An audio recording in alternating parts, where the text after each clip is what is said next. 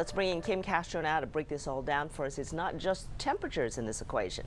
Yeah, we're talking about record-breaking temperatures potentially, but also some dangerous heat because of the added humidity. So we'll be flirting with a record tomorrow, and then for this weekend all the way through the start of next week, not only looking to tie, but perhaps beat the previous records. And then you're talking about humidity, so what it'll feel like another 5 to 10 degrees warmer than that. So use extreme caution, especially Saturday and on Monday. Be cautious still for your Mother's Day. And here's a good tip. Maybe get your mother something that she can use this weekend. Maybe some sunglasses for that solar radiation, perhaps a nice gift card to some cooling refreshments or some nice skincare products. Protect, protect, protect will be the name of the game this weekend with that dangerous heat coming in. Conditions right now, 83 degrees, not too bad, but those dew points are still very high. So the humidity is out there. That's going to add to the instability and the potential for some strong storms to fire up as we see that line moving closer and closer to us.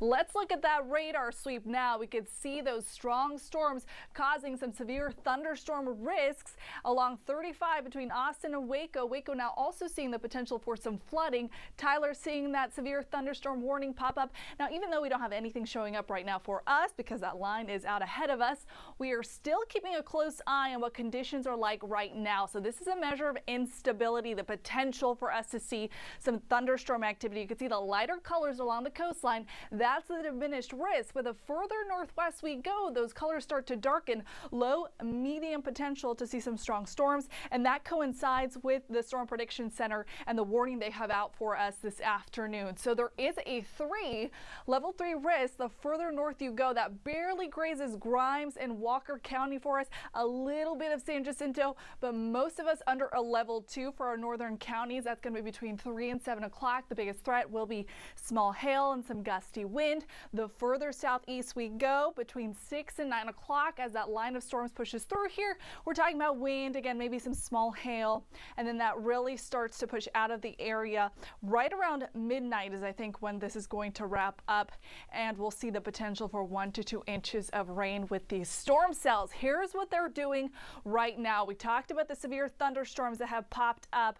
They're definitely bringing a lot of electrical charge over the last 10 minutes, 600 strikes and in excess of that along these storm cells, and rain is definitely a big talker with these systems. Anywhere between 1 to upwards of 5 inches of rain over the last 3 hours. Hail potential is there over the next 3 minutes. Waco could see some nickel-sized hail. We could also see some marble and pea-sized hail in areas that are west of Athens, and the risk for power outages will be there too. So because there are those risks along the line right now, we'll be watching for those risks for us too. 4 o'clock, the line of storms there in College Station and in Huntsville, pushing closer towards the city center in Columbus, Tomball, Conroe, Cleveland impacted by 6 o'clock, and then barely through the Beltway and the Loop there at 8 o'clock, 9 o'clock is when we'll see those impacts, the potential for strong wind and hail, and we can't rule out the possibility for that isolated tornado, but that really wraps up and heads offshore as we get closer to midnight. And then the big weather story is going to be the heat and humidity. 90-degree days contesting with records, and again, remember, it's going to feel like the upper 90s, low triple digits. Turnman.